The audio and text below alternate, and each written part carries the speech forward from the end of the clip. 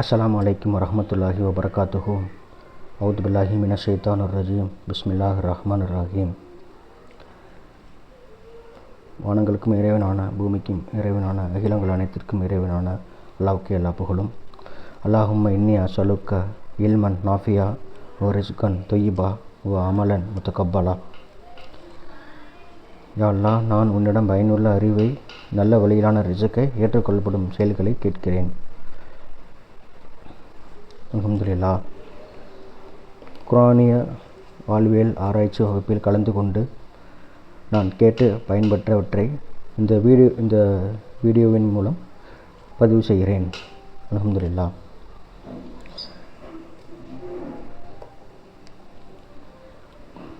இந்த நபிகள் நாயகம் ஸல்லல்லாஹு அலைஹி வஸல்லம் அவர்கள் இறை தூதராக 23 ஆண்டு காலம் மக்களிடத்தில் சிறிது சிறிதாக இந்த குர்ஆன் அல்லாஹ்வின் மூலம் வஹியால் இறக்கி அருளப்பட்டது. இறை தூதர்கள் பல வகையான சாதனைகளையும் புரட்சிகளையும் நிகழ்த்தி காட்டினார்கள். அவர்கள் யாராலும் செய்ய முடியாத, கற்பனையில் கூட நினைத்து பார்க்க முடியாத மாபெரும் சம்பவங்கள் அவர்களால் செய்ய முடிந்தது அல்லாஹ்வின் உதவியால். எல்லா தூதர்களுக்கும் இறைவேதம் இறக்கி அருளப்பட்டது. அதுபோல நபிகள் நாயகம் ஸல்லல்லாஹு அலைஹி வஸல்லம் அவர்களுக்கு திருக்குர்ஆன் வேதமாக இறக்கி அருளப்பட்டது. இந்த குர்ஆன் நம்பிக்கை கொண்ட மக்களுக்கு ஒரு நற்செய்தியாகவும் பேரொளியாகவும் இருக்கிறது என்று குர்ஆன் சொல்கிறது. இந்த திருக்குர்ஆன் மூலம் நம்மளால் பலவிதமான வரலாற்று செய்திகளையும் பலவிதமான ஆழ்ந்த கருத்துக்களையும் கேட்டு அறிந்து கொள்ள முடிகிறது. நம்மளால் நினைத்து கூட பார்க்க முடியாத விஷயங்களும் இதில் உள்ளடங்கியுள்ளது. உதாரணமாக சொல்ல வேண்டுமென்றால், ஃபிரௌன் மிகப்பெரிய பலம் பொருந்தியவனாக இருந்தான். அவனுடைய படைகளும் பெரிய படையாக இருந்தது. ஆனால் மூசா நபியும் அவர்களுடைய தோழர்களும் அல்லாஹ்வின் அருளால் கடல் பிளந்து அவர்களை அல்லாஹ் காப்பாற்றி பாதுகாத்தான். இறுதியில் ஃபிரௌனும் அவனுடைய படையும் கடலில் மூழ்கடிக்கப்பட்டார்கள். அவன் கடுமையாக தண்டிக்கப்பட்டவனாக, இழிவடைந்தவனாக தோற்றான். இவ்வாறு பல சம்பவங்கள் நம்மளால் குர்ஆனை ஆராய்ச்சி செல்வதன் மூலம் புரிந்து கொள்ள முடிகிறது. திருக்குர்ஆனிலே 2வது அத்தியாயம் 249வது வசனத்தில் அல்லாஹ் கூறுகிறான், எத்தனையோ சிறு கூட்டங்கள் பெருங்கூட்டங்களை அல்லாஹ்வின் அனுமதியால் வென்றிருக்கிறார்கள். எத்தனையோ சிறிய படைகள் மிக பெரும் படைகளை அல்லாஹ்வின் அருளால் வென்றிருக்கிறார்கள். இது எப்படி சாத்தியமாக இருந்தது? சிறு கூட்டங்களால் பெரு கூட்டங்களை ஜெயிக்க முடியாது. ஏனால் அவர்கள் ஆள் பலம் வைத்திருப்பார்கள், படைபலம் வைத்திருப்பார்கள், இராணுவ பலம் வைத்திருப்பார்கள். இது எல்லாத்துக்கும் மீறி அவர்களால் ஜெயிக்க முடியாது என்று சொன்னால் அவர்களுக்கு அல்லாஹ்வுடைய உதவி கிடைத்து கொண்டே இருந்தது.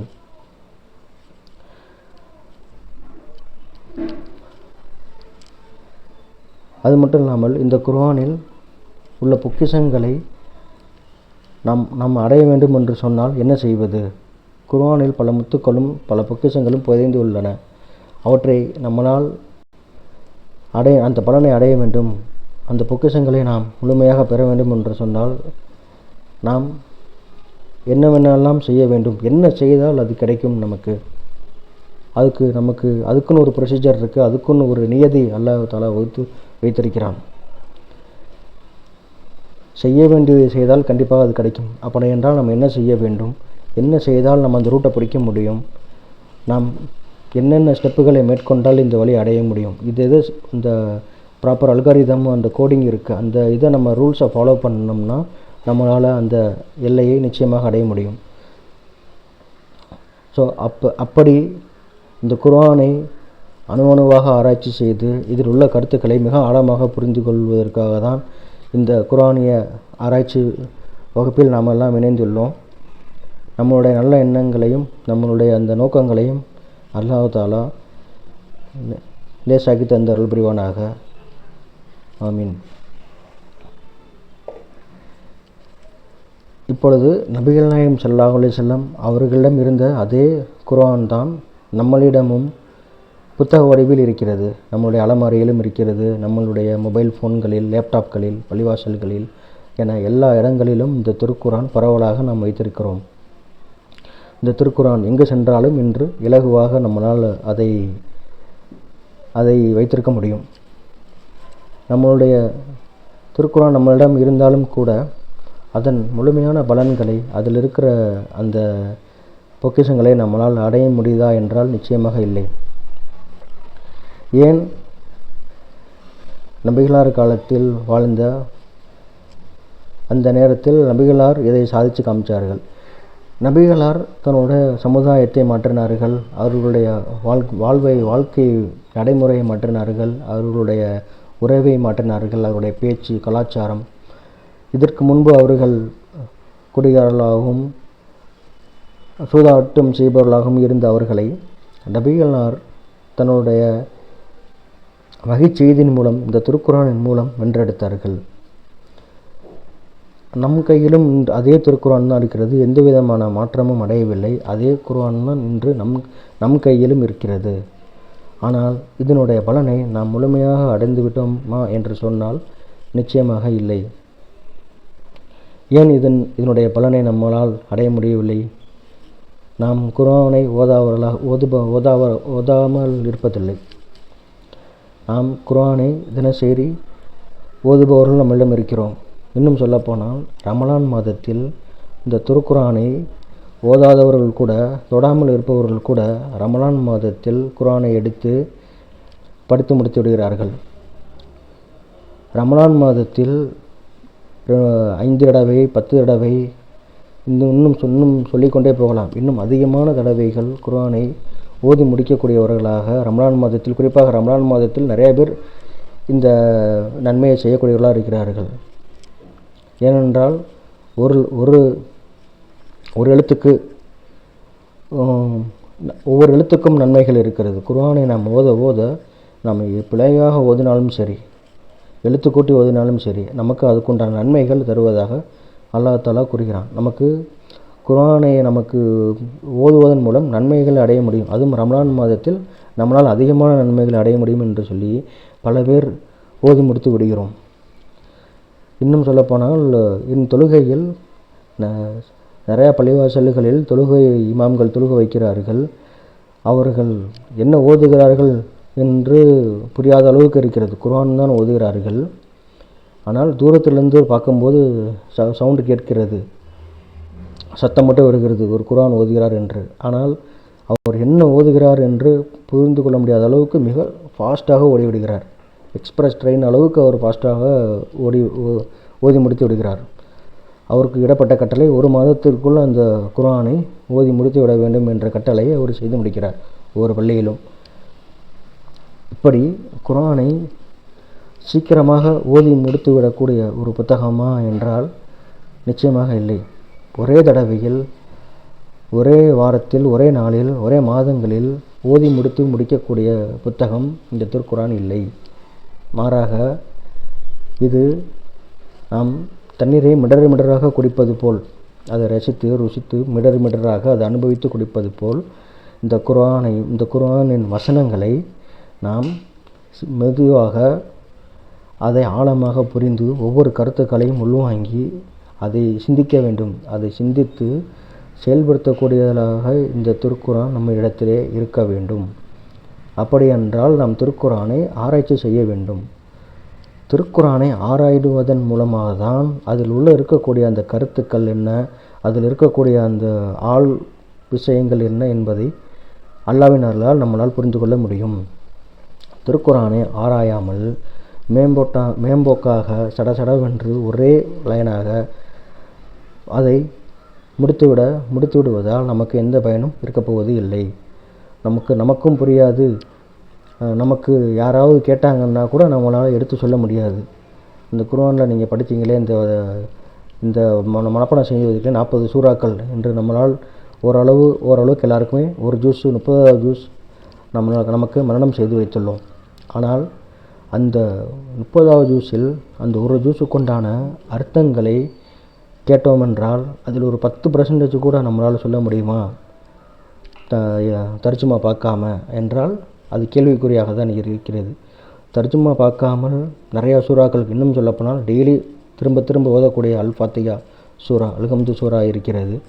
இந்த அல்ஹம்து சூறாவையே நம்மளால் அரபி மொழிகள் தெரியும் நிறைய பேருக்கு, ஆனால் தமிழில் தெரியுமா, தமிழில் நீங்கள் சொல்லுங்கப்பா என்று நீங்கள் கேட்டால் கூட நம்மளுடைய பெரும்பாலானோர் கேள்விக்குறியாக தான் இருக்கும், நமக்கு அர்த்தம் தெரியுமா என்று. இது போன்று இன்னும் நிறையா சூறாக்கள் இருக்கின்றன. இப்படி இந்த குர்ஆனை நாம் ஆராயாமல் மேம்போக்காக அதை படித்துவிட்டு சொல்லுவோமா இருந்தால் நம்மளால் அதனுடைய பலனை, அதனுடைய அந்த அதிசயங்கள், அது தரக்கூடிய அந்த நிகழ்த்தி இருக்கிற அதிசயங்களை, அந்த அற்புதங்களை நம்மளாலும் அதை அடைய முடியாது. அப்போ இந்த திருக்குர்ஆனினுடைய அந்த உள்ளே இருக்கக்கூடிய அந்த கருத்துக்களை, பலனை கண்டுபிடித்து அடைவதற்குத்தான் நாம் இந்த குர்ஆனிய வாழ்வியல் ஆராய்ச்சி வகுப்பில் நாமெல்லாம் ஒன்றிணைந்துள்ளோம். அல்ஹம்துலில்லாஹ். நம்மளுடைய இந்த நல்ல எண்ணங்களை அல்லாஹ் தஆலா லேசாக்கி தந்து நமக்கு இதில் கிடைக்கக்கூடிய ஞானத்தையும் அருள் புரிவானாக. ஆமீன். இந்த திருக்குர்ஆன் இருக்கக்கூடிய அந்த பலனை, அந்த மிகப்பெரிய அந்த பேர் வல்லமையே நமக்கு அந்த பலனை அடைவது எப்படி, இந்த குர்ஆனில் அடங்கியிருக்கக்கூடிய அந்த விஷயங்களை ஆராய்ந்து படித்து வெளிக்கொண்டுவது எப்படி என்பது நம்மளுடைய நோக்கமாக இருக்க வேண்டும் இந்த வகுப்பில். அதுக்கு நாம் என்ன செய்ய வேண்டும்? மேம்போக்காக நம்ம ஒரு மாதத்துக்குள் டார்கெட் வைத்து இதை ஒரேடியாக படித்து முடித்து விட வேண்டுமா, அல்லது இதை மனனம் செய்தால்தான் இது நமக்கு இதனுடைய ஆழங்கள் நமக்கு புரிய வருமா, இல்லை இதுக்கு என்ன வழி இருக்கிறது? இதை நாம் இந்த குர்ஆனை, இந்த கருத்துக்களை ஆழமாக உள்வாங்குவதற்கு என்ன வழி இருக்கிறது என்பதை நம்ம ஒவ்வொருவரும் ஆராய வேண்டும். இன்று நாம் ஃபாலோ செய்யக்கூடிய இஸ்லாம் மாடர்ன் கல்ச்சராகவே இருக்கிறது. நிறைய பேர்த்துக்கு நாம் என்ன கல்ச்சரை ஃபாலோ பண்ணுறோம் அப்படிங்கிறது கூட நமக்கு தெரியாமையே ஃபாலோ பண்ணுறோம். இதுதான் இஸ்லாம், ஓகே இது இப்படி தான் நம்ம ஃபாலோ பண்ணணும் அப்படின்னு சொல்லி நம்ம கண்ணால் எதை பார்க்குறோமோ, நம்ம நிறையா யூடியூப் வீடியோக்கள் பார்க்குறோம், நிறையா விஷயங்கள் கேட்குறோம். அப்போ நம்ம என்ன விஷயங்கள் நம்ம ஃபாலோ பண்ணுறோம் அப்படிங்கிறது கூட நமக்கு தெரிய மாட்டேங்குது. ஏன்னா நம்ம எதை யூடியூப் வீடியோக்கள் அதிகமாக நம்ம ஸ்க்ரோல் செய்து பார்க்குறோமோ அந்த மாடர்ன் கல்ச்சரே நிறைய பேர் இஸ்லாம் கல்ச்சர் என்று நம்பக்கூடிய அளவுக்கு இன்றைக்கு சென்று கொண்டிருக்கிறது. அப்போ நம்ம திரும்ப இந்த குர்ஆனை ஆராய்வதன் மூலமாக மட்டுமே நம்மளால் அதனுடைய பலனை முழுமையாக அடைந்து கொள்ள முடியும். அதை ஆராயாமல் அதை வெறுமனே படித்து மட்டும் செல்வதால் எந்த பயனும் அடைய முடியாது. நபிகள் நாயகம் ஸல்லல்லாஹு அலைஹி வஸல்லம் அவர்கள் காலத்தில் அவர்கள் வாழ்க்கை எப்படி இருந்தது என்று சொன்னால் குர்ஆனாகவே இருந்தது. குர்ஆனாகவே வாழ்ந்தும் காட்டினார்கள். தன்னுடைய தோழர்களிடம், தன்னுடைய மக்களிடம் அவர்கள் குர்ஆனை எத்தி வைத்துவிட்டு அவர்கள் அந்த குர்ஆனை நடைமுறைப்படுத்தியும் காட்டினார்கள். அதுக்கப்புறம்தான் அந்த குர்ஆன் அது மக்களில் உள்ளங்களில் சென்றடைந்தது. வெறுமனே வாயளவில் அவர்களுடைய இந்த பேச்சுக்களாக மட்டுமே இந்த எழுத்து வடிவத்தில் இல்லாமல் இது செயல்பாடுகளால் இருந்த காலத்தினால் மட்டுமே அவர்கள் உள்ளங்களிலும் இது சென்றடைந்தது. அப்புறம் நம்ம எதை பற்றி பார்த்தோம் அப்படின்னா, குர்ஆனுடன் தொடர்பில் நம் மகிழ்ந்த தருணம் எது? இன்றைக்கி நிறைய பேர் நீங்கள் குர்ஆனோட தொடர்பில் இருந்த தருணம் எது அப்படின்னு சொல்லி கேட்டோம்னு சொன்னால் எல்லாருமே என்ன சொல்கிறாங்க, தொழுகையில் இருக்கிற தருணம் தான் நான் குர்ஆனோட அதிகமாக மகிழ்ந்த தருணம்னு சொல்கிறாங்க. சில பேர்கிட்ட கேட்டோம்னா நாங்கள் திக்ரு செய்கிற நேரம், அல்லாஹ்வை திக்ரு செய்துக்கிட்டு இருக்க நேரத்தில் தான் நமக்கு மகிழ்ந்த நேரம் சொல்கிறாங்க. இன்னும் சில பேர் கேட்டோம்னா அல்லாஹ்வோட நினைவால்